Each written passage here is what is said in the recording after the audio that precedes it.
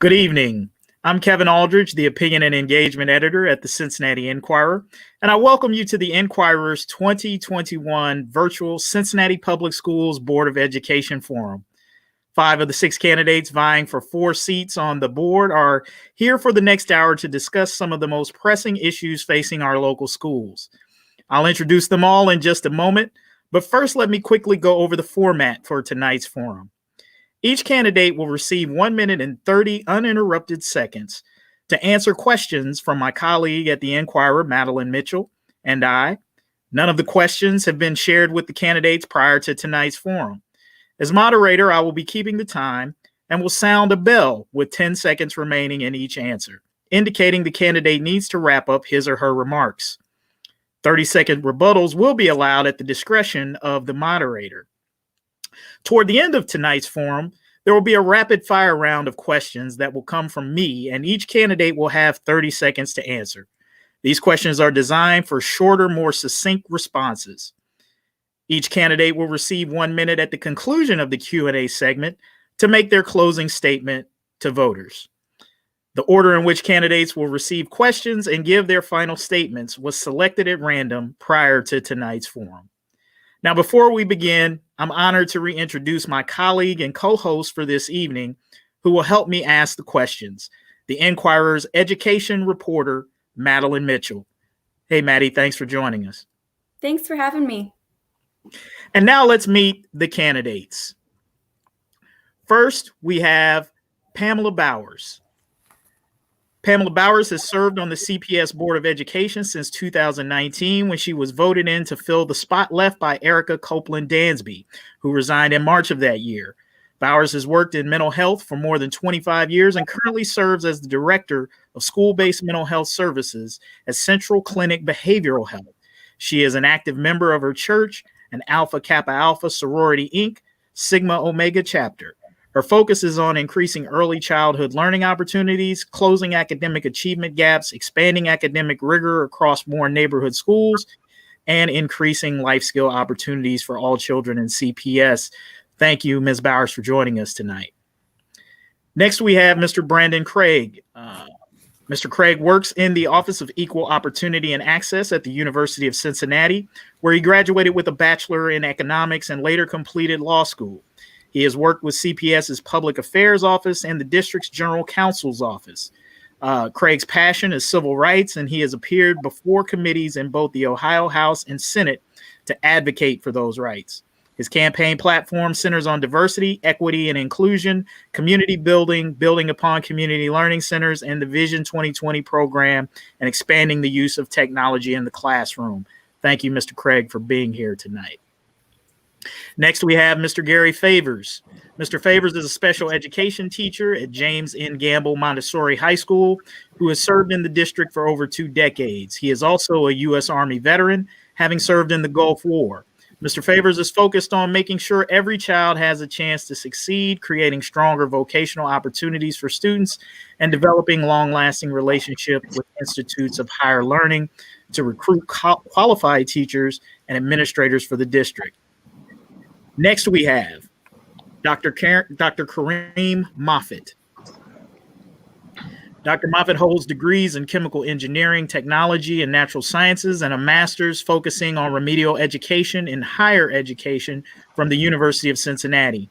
She also obtained a PhD in education and focused on educating urban African-American students in her dissertation. Dr. Moffat has worked as a chemist and at UC as Director of Diversity Programs and Services and as an academic advisor. Through a partnership between CPS and UC, Dr. Moffat co-taught math and science at various CPS schools. Her platform is based on engaging parents, students, and teachers, empowering students, and ensuring equitable education. Thank you, Dr. Moffat. And finally, this evening, we have Mike Morosky. Mr. Morosky has served on CPS School Board since 2018. He is the Policy and Partnership Manager for Cradle Cincinnati, a network of partners working to reduce the rate of infant mortality. Mr. Morosky has worked as a teacher at Moeller High School and as an assistant principal at Purcell Marion High School.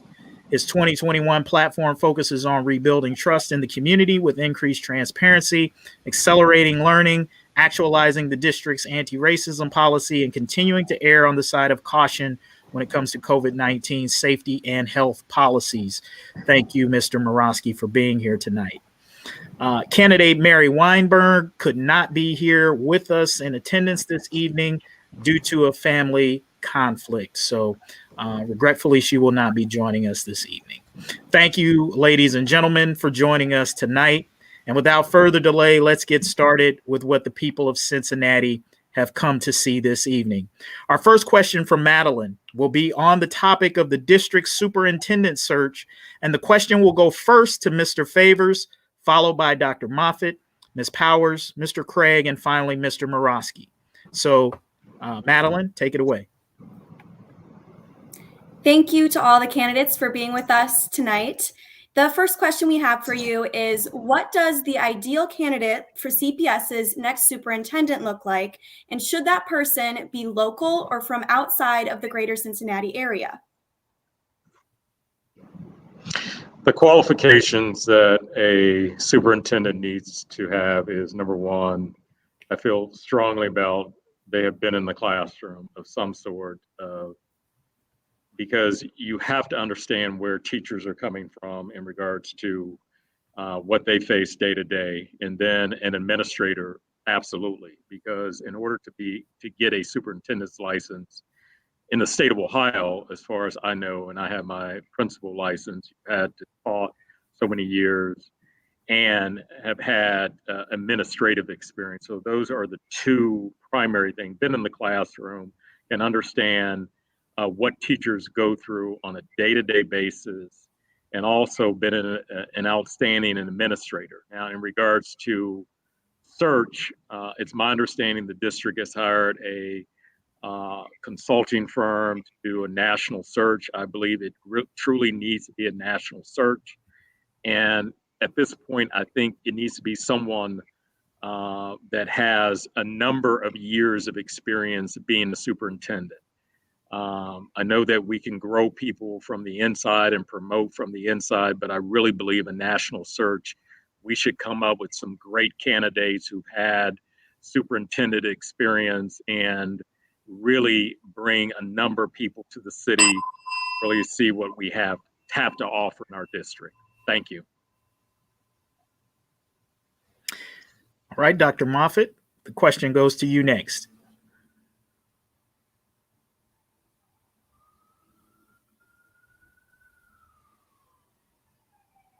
Yeah, it looks like we're having a little sound challenges there with Dr. Moffat.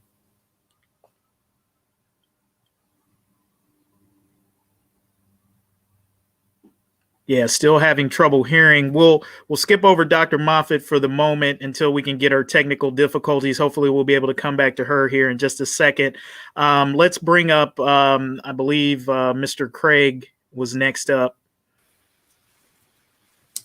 All righty. So I think the qualities that we're looking for or at least that I'm looking for in a superintendent really are twofold. And so first, it's someone who understands how to manage the challenges of a large district like we have and are very solution focused.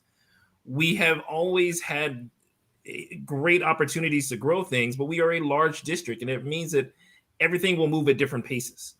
I think the other great quality is to understand that each of our students have experiences and each of our teachers and staff have experiences that are different, and being able to speak to them and talk to them and understand them. And while providing those solutions, be able to respond to really important issues.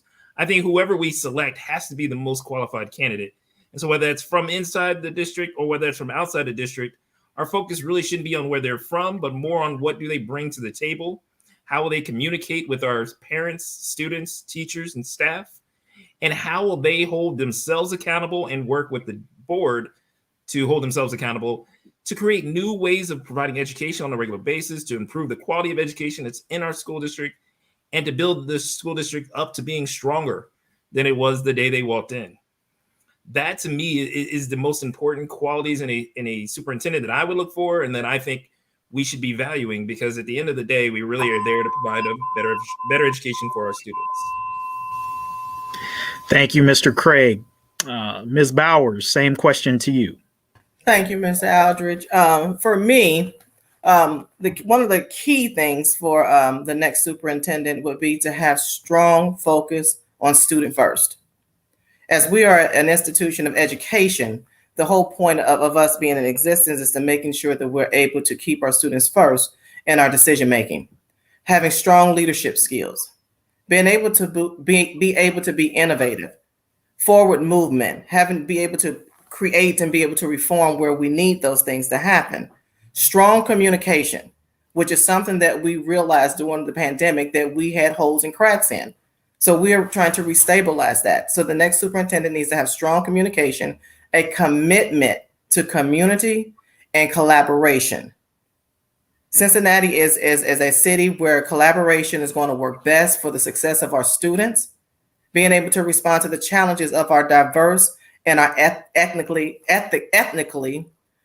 cultures in our district. Those are challenges that we have to battle and be able to adhere to. The superintendent needs to be able to pull all that together, have forward movement, and keep all those things abreast and in our forefront as she leads our district, or he leads our district, to the next level. Thank you, Ms. Bowers. Mr. Morosky.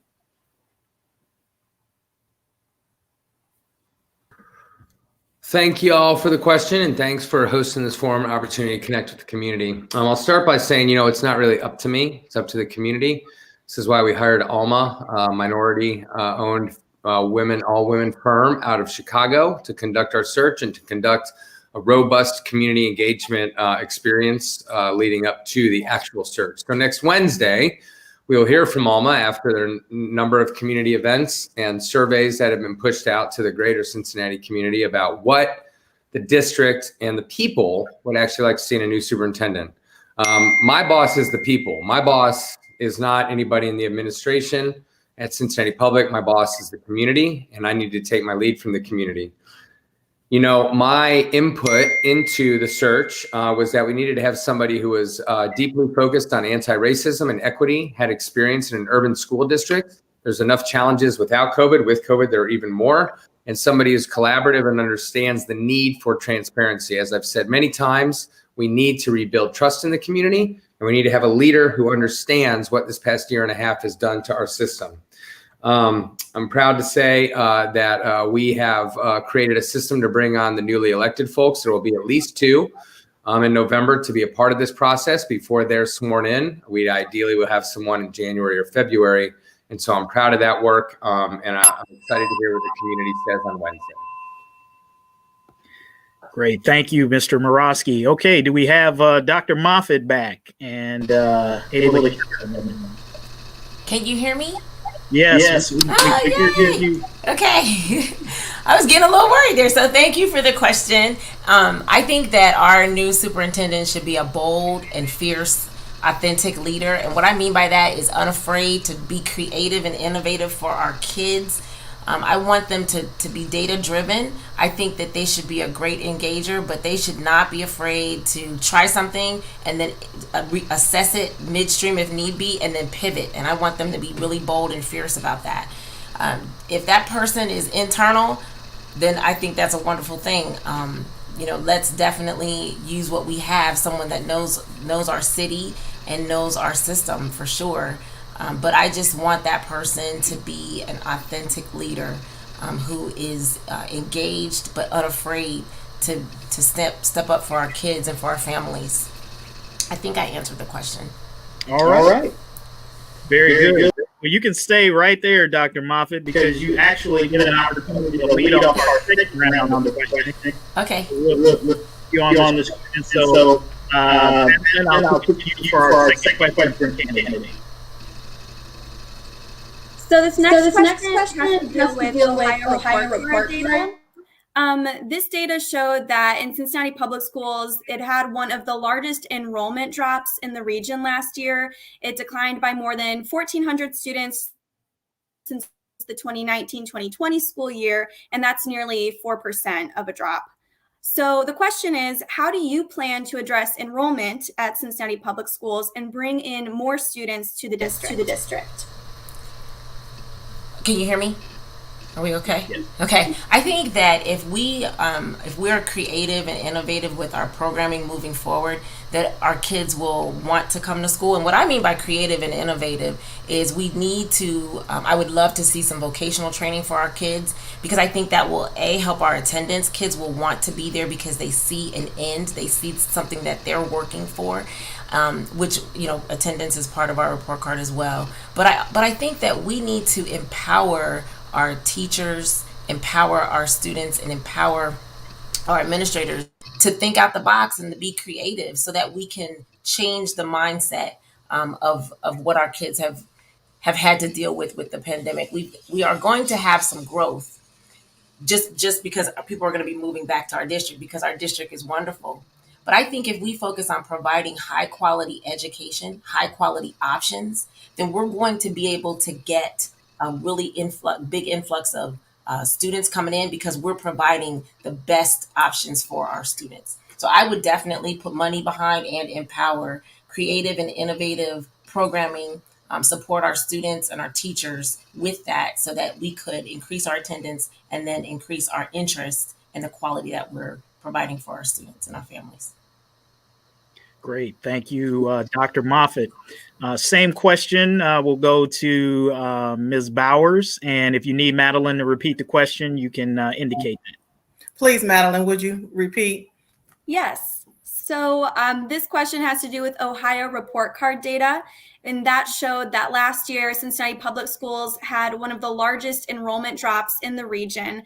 Enrollment declined by more than 14,000 students since the 2019-2020 school year, or by nearly 4%.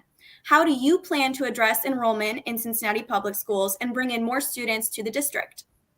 Okay, so I really probably should look more closely at the data to get clarity, but based on what you're saying, 2019 was the kickoff of our strategic plan.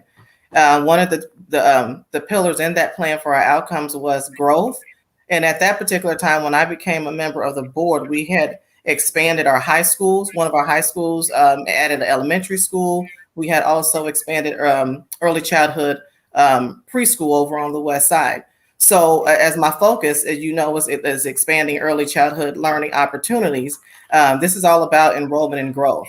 I would really like to see that data to get clarity on the accuracy of that.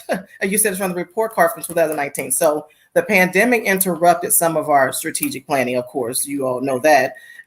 So I think we've realigned and readjusted, and we're moving forward on trying to recapture some of that. As Dr. Moffat had mentioned, of course, we're going to have people moving back. We have an excellent district. We have so many innovative things that we don't speak much about, that I'm pushing for us to talk more about, like our career tech pathways, which are booming at most of our high schools, except for probably two. But getting back on track with our strategic plan is going to be our best bets. And we have data-driven outcomes that forces us accountability in that plan. So realigning and getting an alignment with that is going to be our next step. Thank you, Ms. Bowers. Mr. Craig, the question to you, sir. Yeah, so I think we're dealing with a major thing, which was the pandemic. And that pandemic did have a tremendous effect on a number of families who chose to place their students in other locations and other school districts. And we're going to see some of that come back as we exit out of the pandemic, as both Ms. Bowers and Dr. Moffat stated. But I do think what we have to do as a district is commit ourselves to providing information in a clearer fashion, providing more exposure to the programs that we're doing, and more information in a way that is digestible for our parents out there. The hard part for many parents is to find out what their opportunities are in our district. And if there's not clear communication, if we don't have a process set up so that folks can easily get into a school or easily navigate the process of getting a child into a school, they're going to stay out. I think the other thing we have to make sure that we're doing, even as we look to grow our district, and I think it is important to continue to grow, is to make sure that we're growing it correctly. And that means growing it in our schools that so that we don't have a disparity where one school has an overcrowding and another school has hardly any students. And if we're addressing those things, if we're providing the programming, if we're expanding opportunities, if we're building 21st century school district, I think we'll see growth in our district very quickly. But again, that really is about us as a board holding the superintendent accountable going forward. Thank you, Mr. Craig. Mr. Morosky. Thank you for the question, y'all. First of all, yeah, we saw a decline like everyone did, and, saying we had the biggest decline in the region. I don't know how meaningful that is to me per se, considering we're the largest district. So, say if Reading lost 4%, that's 66 kids. I think all told among the urbans in Ohio, we did really well. Plus, we've already begun rebuilding. Part of that is because of our offerings at the Cincinnati Digital Academy, which is now, I think, our second largest high school enrollment, because we beefed up the curriculum and we've made it as rigorous as we have in our other schools. We've also seen people come to us from the Catholic and the charters. Why? Because we're actually following science and protocols to keep kids healthy and well, and therefore their families and the community health and well, therefore, so we can keep schools open. As districts and schools around us close, Cincinnati Public is open. We have 29 schools that have 0 cases of COVID. We have the state's only vaccine requirement policy with 99.99% compliance among staff and co-located partners. That's bringing people to us. People trust us because we've kept children safe. I'm not worried about the enrollment. As Ms. Bowers says, we have a lot of plans to continue to grow. People have made very clear they want our Montessori offerings. We're already discussing what it'll look like to have more of those in the future. And again, not to belabor the point, but at this time, it is important that children are in their seats learning, and we're doing a better job than anyone. Thank you. Mr. Favors, you'll close us out for this question. Madeline, can you repeat the question, please? Sure thing, yes. The Ohio report card data showed in the region last year, declining by more than 1,400 students since the 2019-2020 school year. That's about 4%. How do you plan to address enrollment and bring in more students to the district? I think one of the things that we struggled with during the pandemic is consistency. We were remote at school. We went back and forth. The communication was not the way it should have been. I think enrollment went down because we went back and forth, and some parents got tired. They wanted their kids in school. I heard from a lot of parents during the pandemic, especially students with disabilities, that their children learn best in school. So we may have lost some students. I don't think it's impossible to rebuild enrollment. I think we need to be consistent with the message. We need to be consistent of what we do. When the whole pandemic happened, Dayton and Columbus public schools had already given their children laptops to take home.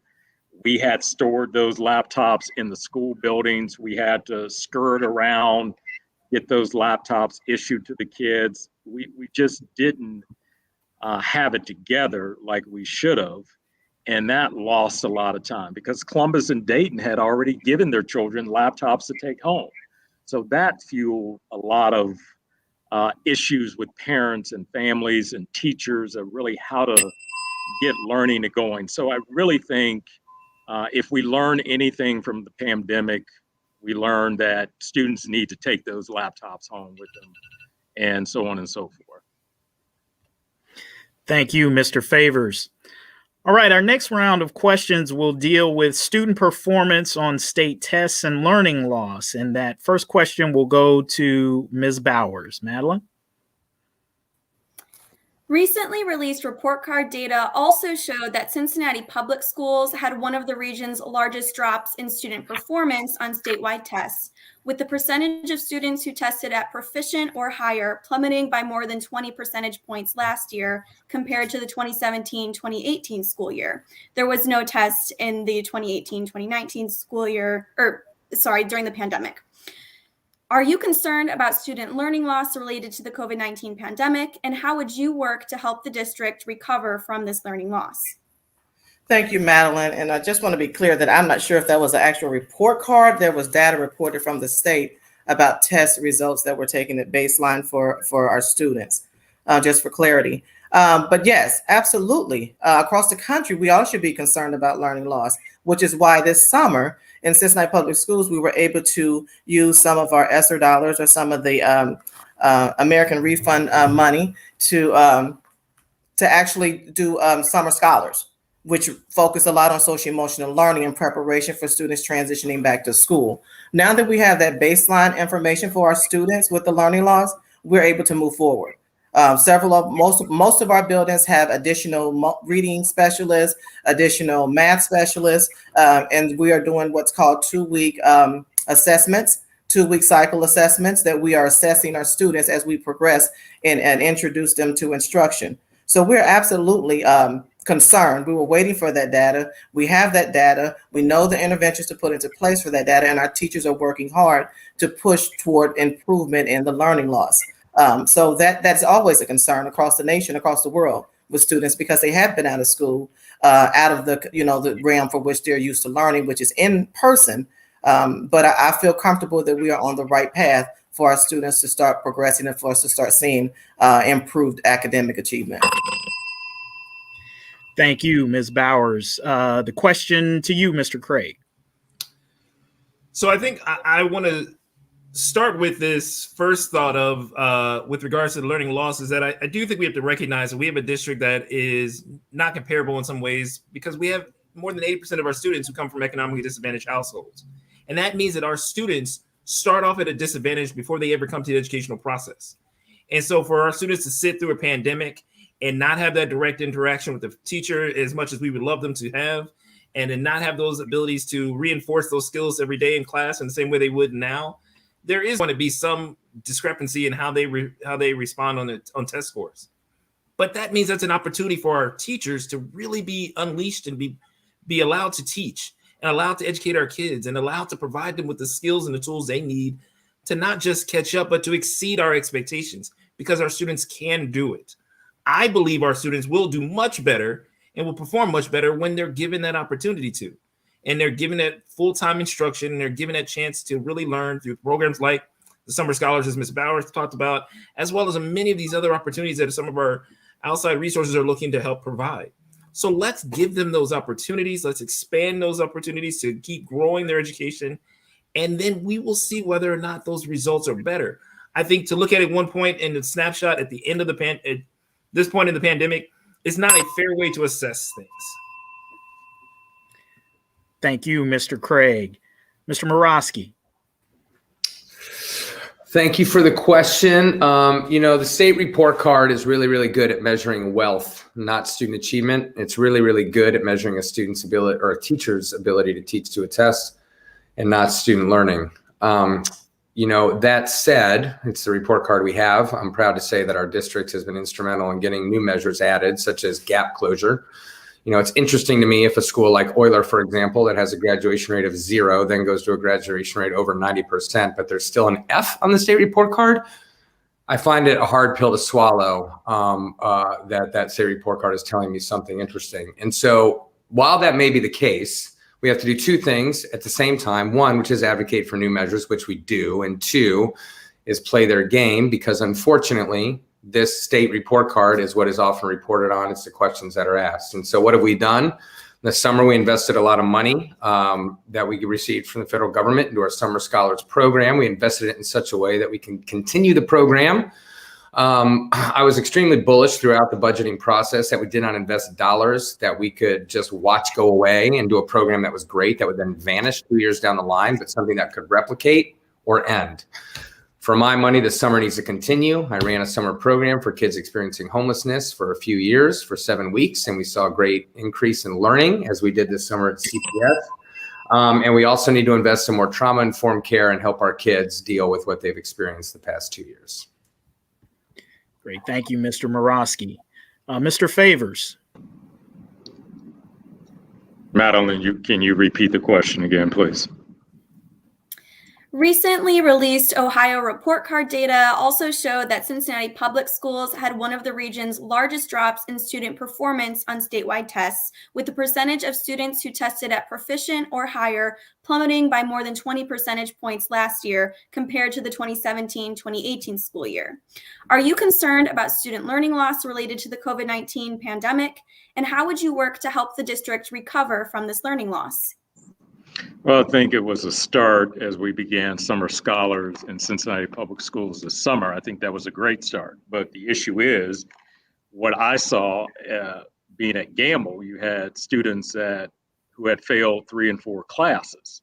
So Summer Scholars only covered really only a portion of kids making up maybe 2 at best. So when you're talking about a high school where kids earn credits and by law they have to earn so many credits to graduate, and you failed 4 classes for whatever reason, you didn't show up because of the pandemic, you didn't have the technology, you just didn't feel like doing it, whatever reason, we've got a lot of kids credit deficient. So how are we going to get those? On my mind and my purview is, as a board member, how do we get kids who are so far behind where they need to be before the pandemic, because of the pandemic, or whatever reason it is, how do we get these kids the credits that they need in order to graduate? That's a huge issue across the board in every high school. I think as we look at, again, retooling some of the things that we do in the classroom and really focus on teaching, and we do so much math testing and a lot of testing in between, teachers want to teach. And I think that's been a huge issue that we face is teachers want to teach, not to attest. Thank you, Mr. Favors. Dr. Moffat, you'll close us out for this particular round of questioning. Okay. So can you hear me okay? Yes. I'm a little shell shocked. So okay. So I think that what we've started is great with the summer program, the Summer Scholars. I think that's great, but I tend to agree that that's just not enough. I really believe we need to be creative and innovative, and I think a strong superintendent is going to take us to that level. I think that to say a learning loss for our kids sounds like a deficit, and I'm not saying that there has not been there may not have been a lot of academic gain, but our kids lived through a pandemic. They have lived through history. We need to be creative and innovative and empower our teachers with dollars and curriculum and programming to be able to utilize their critical thinking skills for the information in the pandemic that they have learned to help them get through the things and the things that we need to help them make up. I just believe that we need to do something different in order to get a different result for our kids. And one of your readers shared an article by Dr. Teresa Snyder with me that talked about learning loss and talked about how we shouldn't look at it from a deficit model, but use the pandemic to empower our students to build those critical thinking skills, problem-based learning, help them in every subject area. I teach math, so I know that we could use critical thinking skills in math. We could use the pandemic to help them with that, but we need to be creative, and I think we can. Thank you, Dr. Moffat. All right, our next section of questioning will address student transportation, and the question will go first to Mr. Craig. Madeline?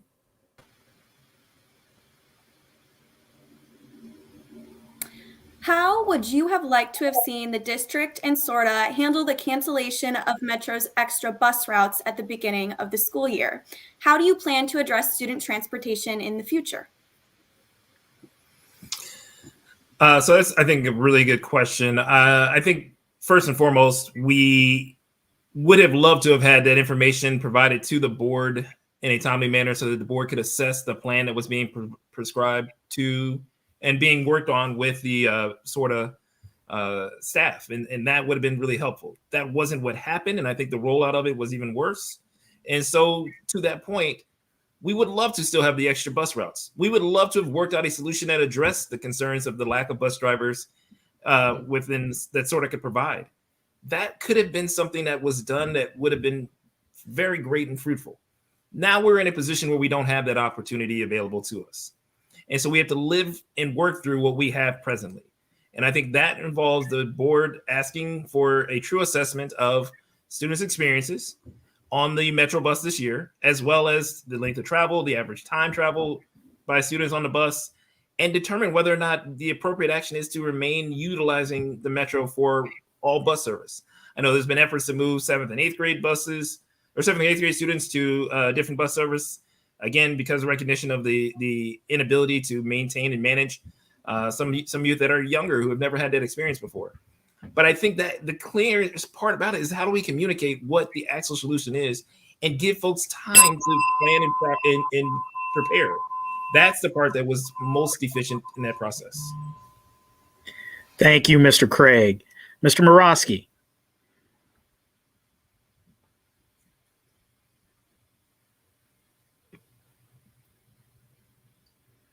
All right, are we able to get Mr. Morosky?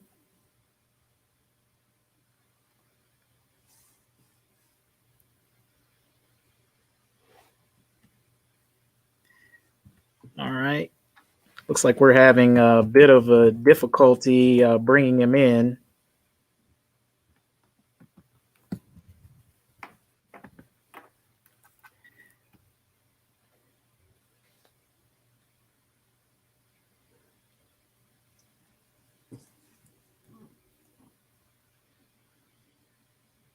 Okay, it sounds like our producer is having a little bit of a technical difficulty here. We'll just we'll hang tight here for just a second, and then he should have us back up here.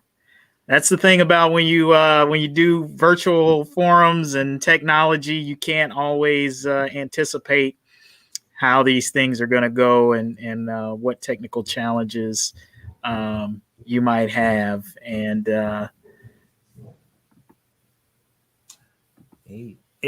Kevin, if you just wanted me to be on the screen the whole time, like I was going to say, man, this is some great pub for you here. Unintended pub. I could have been here the whole time. It could have been just you and me, but you invited the other folks as well. So no. All right. Here we are. Looks like we're back in here. So Mr. Morosky, you're up. Can we bring him up?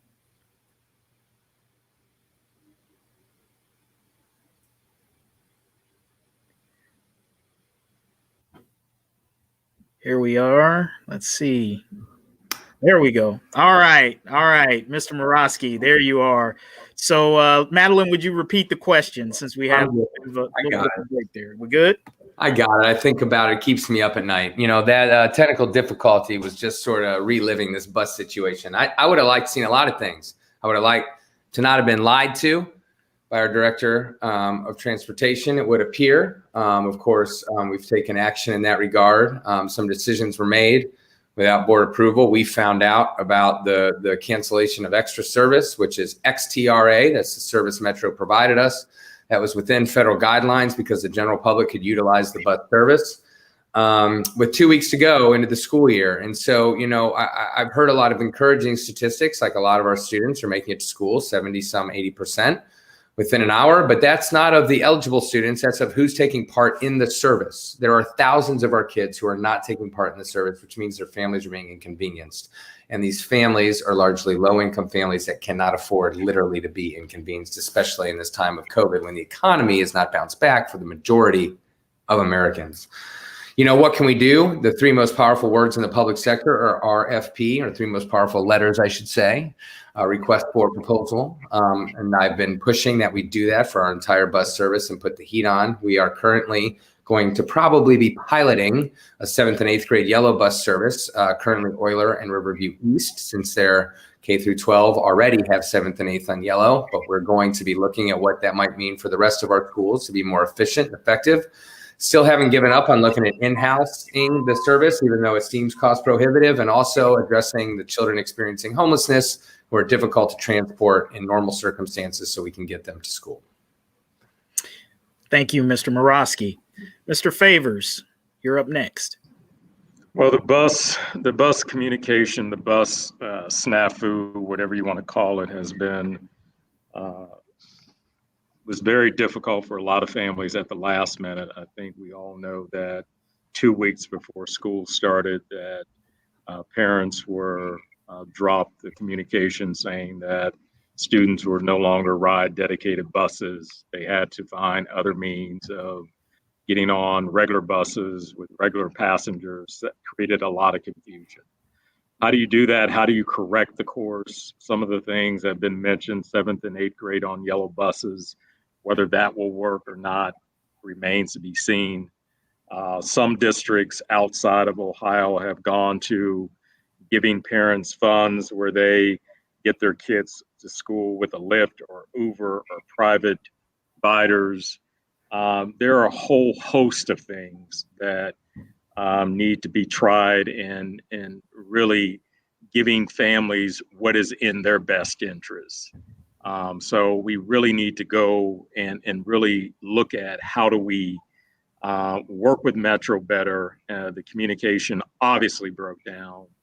And I don't want to play the blame game with anyone, but I do think going forward, we need to look at making sure communication is paramount to families in getting the word out before and not 2 weeks.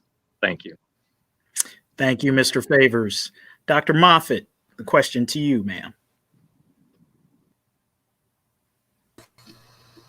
Here I am. Okay. So I think that I'm going to call this a debacle because Gary Favors said, if whatever we want to call it, I'm going to call it a debacle because I think it was just that. I do think, and I don't hold any, this is not about the blame game at all. This is just about we can do better. The pandemic, we lived through a pandemic where the school was unprecedented craziness with our kids and education. And so we can get through this, but we need to do some things different.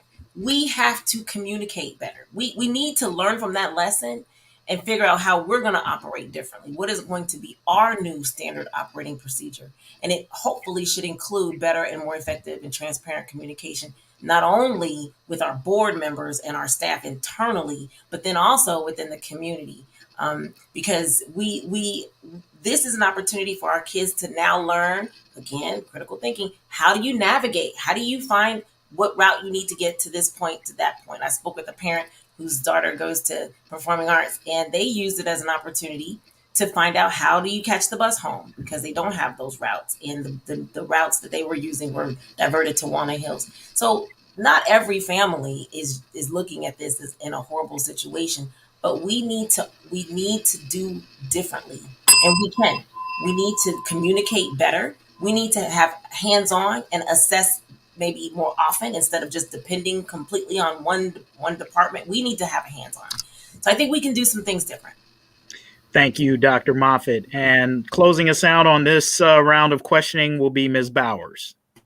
Thank you, Mr. Aldridge. As the panelists have already said some of the things I would have pointed out. Basically, our communication, having the right people at the table, some of those things didn't work out the way they were supposed to. We were caught off guard as a board. Nevertheless, it is our responsibility to make sure our students are being transported safe to and from school. I am very focused and hopeful on the data that we're gathering by our administration regarding the effects of this change in transportation. I'll say change instead of removal, because it is a change in transportation for some of our students and families. I'm happy about the number of students that are attending and getting to school, but yet not the number of kids we're riding that need to be riding the bus, and it is an inconvenience for our families. A few years ago, maybe this is our third year of our healthy start time for our high schools, moving those times back to 8:15 to 8:30 a start time, as opposed to earlier schools, students being at the bus stop earlier in the morning, which is dark, and also getting home later in the evening when it gets dark, especially in the wintertime. That kind of interfered with that when the transportation stopped. So we're realigning again and readjusting and revisiting some things. I think Mr. Morossi mentioned about us having some pilots going on. So I anticipate information from that will help us move forward with making better decisions for transportation. Thank you, Ms. Bowers. All right, our next line of questioning is going to be about you specifically as a candidate. And this question is going to go first to Mr. Morosky. So this is more of an open-ended question here, and it is, what makes you stand out from the other candidates? Thanks for the question. I've spent 20 plus years on education and in the community. Presently, yes, I'm the policy manager at Cradle Cincinnati, working on social determinants of health for Black women in the county and the state to make sure that they have, the situation they need to have a healthy pregnancy, things such as Medicaid coverage for a year postpartum, tobacco 21 laws, et cetera. On Monday, I'll assume the position of Executive Director of the Human Services Chamber of Hamilton County, working with 70 local organizations in the county to move the needle for families in the human services realm at the same time. When we pull all the levers at the same time on all social determinants, education included, change can happen. Before this, I was in the classroom 10 years. I ran an agency for kids experiencing homelessness, keeping them connected to their education. And I was an assistant principal. My point of this is I understand policy, I understand community engagement. I've built a career on transparency. I can't promise you'll always agree with me. That would be ignorant and arrogant and a lie. But I can promise that I will always do more research and more deliberation than the next person. And I will stand by my convictions after much discussion and thought and research. And I will always keep kids at the center of every decision that I make, as I have my entire career. And I think that's what separates me. And I think I have a 20 plus year career and a public record of 4 years that back up what I'm saying right now. I would challenge anyone to look at the votes I've made the past 4 years and say they don't back this up. I'm proud of my stance for public health. I'm proud of my stance working to keep our schools open presently. And I humbly ask for your vote to reelect me on November 2nd. Thank you, Mr. Morosky. Mr. Favors, you're up next.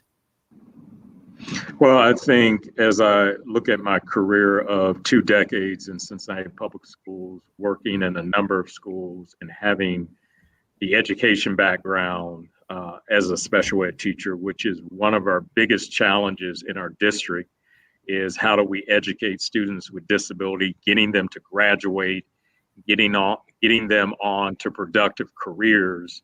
I bring a lot of experiences to the table beyond my private sector, my military experience, classroom experience. I hold 2 master's degrees, one from NKU, a master's of arts in teaching, a master's of ed in administration from Xavier University. So I bring a wealth of background, but again, it's communicating with families, in which I've done for 2 decades, and making sure that parents understand their role in this process and how they can help and how partners help. So I bring a variety of experiences to the table.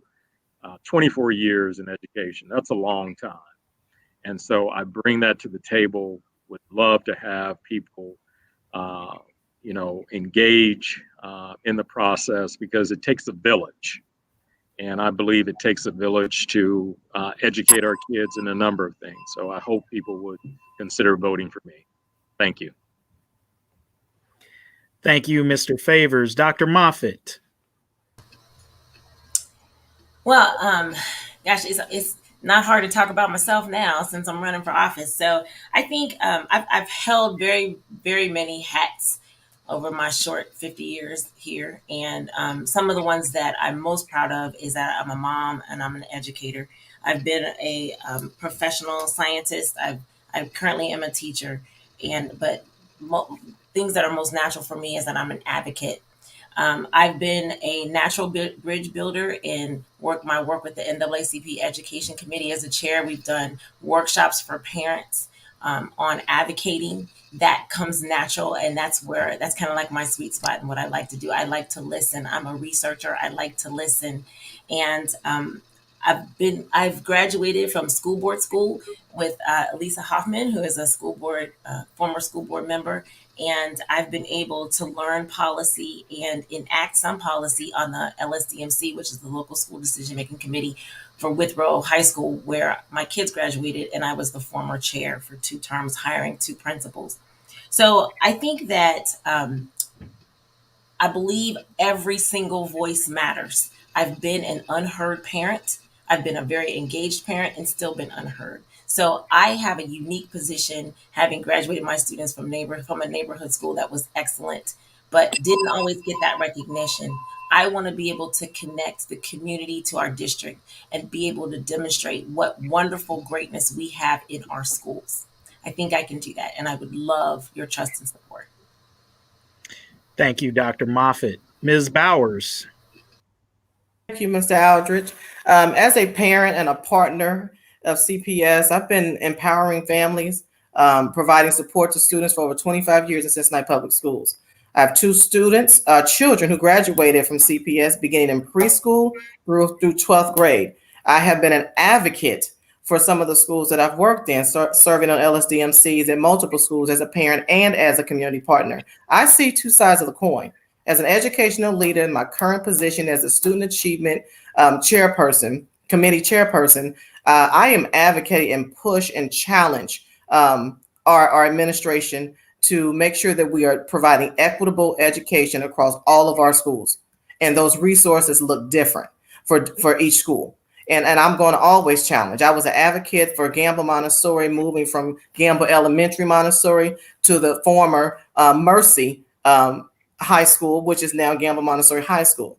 I was at every meeting. I was as a speaker every time, because if we're going to speak about equity, we need to hold our administrators and our leaders accountable, as I did, and I expect the community to hold us accountable for that same equity. So as an education leader who's seeing both sides of the coin, I'm pretty boisterous for students with disabilities as well, because I work in mental health. So encouraging other people to fight for themselves. I am the person who needs to be on the board in a challenging time, and I ask for your vote on November 2nd to continue on with that.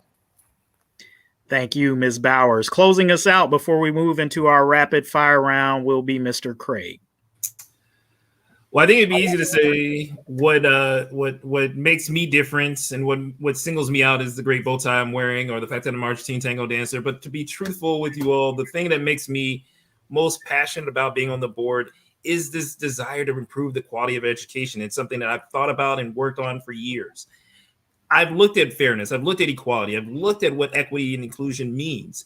I work now in a space of civil rights. I worked for the last 9 years doing civil rights work. So I bring that skill set in, but I'm also a solutions-focused person. I recognize that we cannot accomplish anything without working with each other. I'm not afraid to listen and hear other opinions and other ideas, and know that I'm not always going to be the smartest person in the room, but I'm willing to listen. I'm willing to build up opportunities while working together. The biggest challenge for me is always been, we have to put the right resources in front of us. That's what I'm here to work on. That's what I'm striving to do. That's what I will commit to do at all times. And so if everyone is willing to, and everyone is willing to support me, I would love to have your support to build a 21st century school district for our students in the way that we know we can do. It's something I'm passionate about. It's something I look forward to. And again, it's something I have the skill set to do. It's something I have the knowledge to do. Thank you, Mr. Craig. All right. Well, now we'll get ready to move into our rapid fire round. Again, in this particular round, each candidate will get 30 seconds to answer these questions. And we'll start out with Mr. Favors. Officials are saying the COVID-19 vaccine could become available for children as young as 5 years old in the next couple of weeks. Would you support a vaccine mandate for district students? No, I would not support a mandate. That is a parent's choice. Parents need to be making those decisions in conjunction with their families. So no, I would not support a mandate for children to be vaccinated. All right. Dr. Moffat, would you support a vaccine mandate?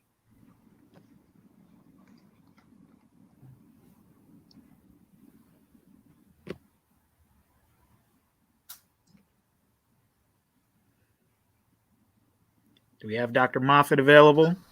Yeah, there we go. Yeah. All right. Okay. Yes, I would support a mandate. And then let me tell you this.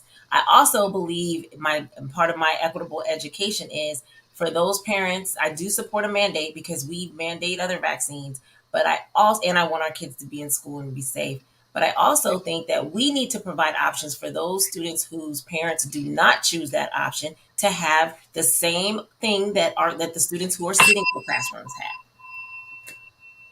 Thank you. Ms. Bowers, do you support a vaccine mandate? I would support a vaccine policy requirement. I am all about options. As a clinician, I'm all about choice. but I do think that people should have options. But I do think that we should be able to provide the resources for those families who choose a different option versus vaccine. And it depends on if it's emergency use administration. I don't know if I'm clear on that part about the vaccination for kids. That will be a determining factor as well. Thank you. Mr. Craig, do you support a vaccine mandate for students?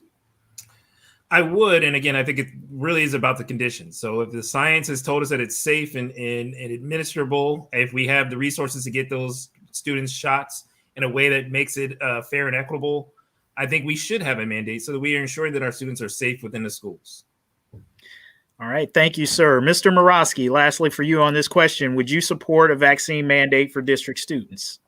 I signed the creation of the policy. I moved it to the full board today as chairperson of the policy committee. I adamantly support it. We have a 99.99% compliance rate with the requirement for staff. I think it's fair to ask the students. We have a responsibility to protect our students and to keep doors open.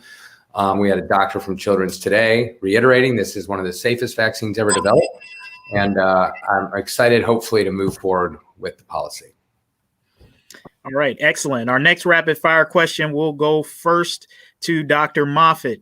Do you support the district's anti-racism and social justice or anti-racism policy and social justice curriculum? Yes, I do. I think that there are some things in that policy regarding discipline that we need to enact, we need to implement, but yes, I do. All right. Thank you. Ms. Bowers. Absolutely. I helped pass both of them. So yes, I support the anti-racism policy and the anti-racism curriculum. All right. Mr. Craig. I, again, have to agree with Ms. Bowers and Dr. Moffat that I support them fully. And I think we have to work hard to make sure that they're fully implemented in the appropriate way. All right. Mr. Morosky.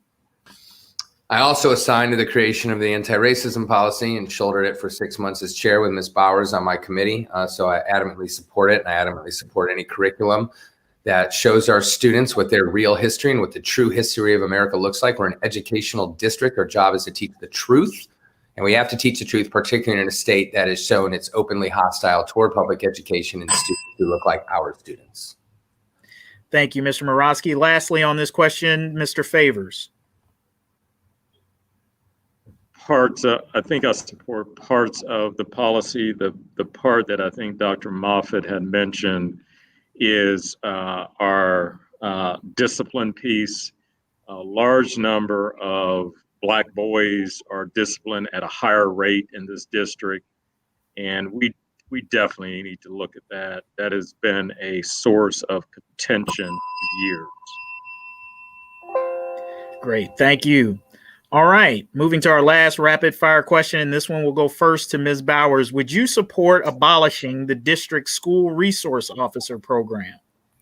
No, I would not. I believe in collaboration. Here I am again about meeting people in the middle, trying to figure out what's wrong, what's not working. The role of the SRO needs to be streamlined and make sure that that's held to the mat. And we need to also revamp how we use discipline in our schools to decrease our interaction with the SROs. Our students shouldn't have a lot of interaction with our SROs. They're there to keep our schools safe, train our teachers in crisis training when there are environmental things going on, not to discipline our students. So I think that there are roles that need to be clear in both of those areas. All right. Mr. Craig, would you support abolishing the school resource officer program? I would not, but I do again agree that we have to do some reforming, both the program as well as how our administrators use our SROs within the schools and the classrooms. There is a role to play for an SRO to be strategic and to make sure that our students are safe as they enter and exit from the building, and if they have life emergencies that require some assistance, but we can't use them as a form of discipline in our school district. All right, Mr. Morosky. I need to see data that shows the school resource officer program increases student achievement and improves student behavior. And I haven't. I've seen a lot of data to the contrary. I've asked repeatedly for data that at least balances that contrary data. I've yet to have seen it.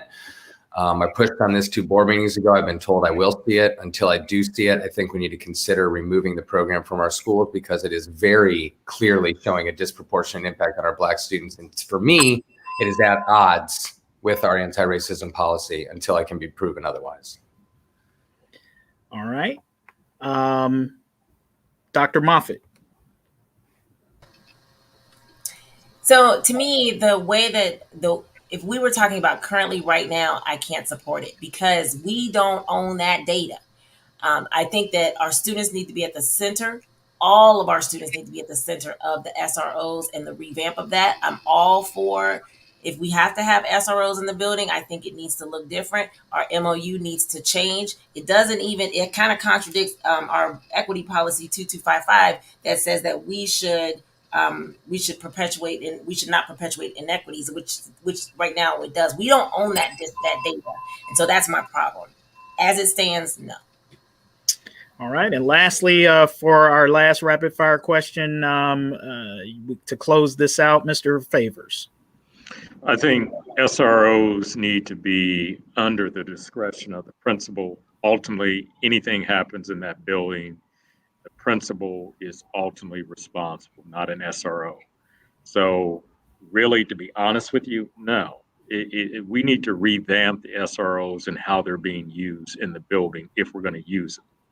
I think Ms. Bowers stated it very clearly, and Dr. Moffat. We need to make sure that ultimately the building principal is responsible for everything that happens in that building. Thank you, sir. All right. Well, we are at the end of our forum for this evening, and now we are at the point of giving out our closing statements. As I mentioned at the beginning, the order for our closing statements was determined at random prior to tonight's forum. So Dr. Kareem Moffat, you will have the first opportunity to make your 1 minute closing statement. Wow. Okay. So 1 minute. I am Dr. Kareem Moffat. I am a mom of 3 CPS graduates from Withrow, Once a Tiger, Always a Tiger. I am running to increase our engagement with the community, our engagement with our parents and our teachers and our families. And I'm also running for equitable education. We cannot do one thing for 36,000 kids. Our neighborhood schools need something different than our magnet schools, et cetera, our high schools and elementaries. I'm also running for innovative and creative programming. I think our kids need to graduate with credentials. I think we need to utilize our partners on all levels, and we can do it. We have greatness in our buildings, and I think we need to exploit that to the community. I'm running today asking for your vote and your support and your trust, and knowing that I will work hard. Please vote for Little Miss Moffat before or on November 2nd. Thank you. Thank you, Dr. Moffat. Next, Mr. Favors, 1 minute for your closing statement.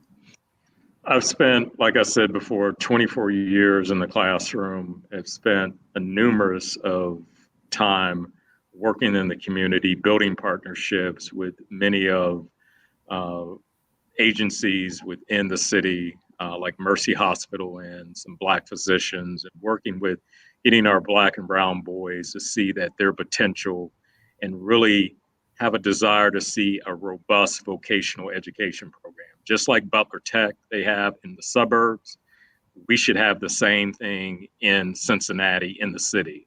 So getting jobs, getting our kids jobs, so when they graduate, they can fulfill the 3 E's: employment, enlistment, and enrollment. I believe in that. So we need to have a robust vocational program. That is the core of what I see being. So I would appreciate your vote on November 2nd. Thank you. Thank you, Mr. Favors. Mr. Craig, 1 minute with your closing argument. So I want to thank everybody who's taking the time to participate. I want to thank you, Kevin, as well as you, Madeline, for hosting and emceeing tonight. I really am focused on making sure that we're building solutions to make our district better. And so that means improving and creating a 21st century school district to match our 21st century students, building a curriculum that's inclusive and that provides students an opportunity to grow as individuals, and also ensuring that every student is prepared for their future. See, that's what I'm focused on. That's what drives me in this race, and that's what I will be committed to doing when I'm on the board. I have a passion for making sure that we bring a great quality education to our students and to make sure that every student feels valued, educated, and empowered to go forward. And so I ask you for your vote on or before November 2nd. And always, I appreciate all the support that's been out there and everyone who's taken the time to listen hear us, and make those decisions in an educated fashion. Thank you, Mr. Craig. Mr. Morosky, 1 minute for your closing statement. Thank you all for pulling this together. I appreciate it a great deal. I believe trust is built on transparency. I believe that I was elected to manage change and not manage the public. Furthermore, I need the public to help manage our transparency and our trust rebuilding process. I think we need to focus very hard on actualizing our anti-racism policy in every way, shape, and form. It's no secret that nobody underperforms Black kids or outperforms white kids anywhere in the country, and I have a serious problem with that because I know that all of our students have the ability to succeed. I think we need to continue to be vigilant with health. My career presently in public health, I think uniquely positions me to continue being a staunch advocate for the public health. And lastly, we have an opportunity to accelerate learning. People talk about getting rid of learning loss. It's not good enough. If we get rid of learning loss, all we do is bring all the same kids back to the bottom. We need to accelerate, and we have an opportunity to do that now. Mike Morosky, please, I ask for your vote on November 2nd for re-election to the Board of Ed. Thank you. Thank you, Mr. Morosky. And finally, Ms. Bowers, 1 minute for your closing statement. Thank you, Kevin. Thank you, Madeline, for this opportunity tonight and rearranging everybody's schedule or helping to get everybody on the same page. My campaign has been about 4 focuses. Expanding early childhood experiences. We know that children are more successful and beyond if they're given a good foundation in the beginning. Decreasing academic achievement gaps among our Black and brown students. We know that there are persistent disparities of academics with minority and students of disadvantage, and we know that we have a higher population of disadvantaged students in CPS. So this is about equity. My 4 points are all about equity. Increasing academic rigor opportunities across our schools, where all students are expected to learn at higher levels in preparation for advanced coursework if they choose to in high school. That's about equity. And lastly, increasing life skill opportunities for all students regarding personal financing and budgeting, regardless of your career pathway, employed, engaged, employed, enrolled, or enlisted. And being able for more of our students with disabilities to have independence and autonomy for the workforce. This is all about equity. My campaign is about equity. Vote Bowers for the board on November 2nd, a candidate that you know. Thank you, Ms. Bowers, and thank you to all of the other candidates, Dr. Moffat, Mr. Favors, Mr. Craig, Mr. Morosky. Thank you all for joining us here this evening. Thank you, Madeline, for being my co-host here this evening. And most of all, we want to thank our readers who submitted questions and those of us who joined us online at Cincinnati.com or on our politics Facebook page, because after all, we're doing this for you so that you can be fully informed and hear from the candidates directly yourself so that you can make the most informed decision when you go to the polls on November 2nd. And it's important that we do that. It's important that we express our voice because this will determine the future of learning for so many kids, yours and others in Greater Cincinnati. I'm Kevin Aldridge. I'm the Opinion and Engagement Editor for the Cincinnati Enquirer. Thanking you for joining us here and hoping everyone will go out and cast their ballot on Tuesday. Have a good evening.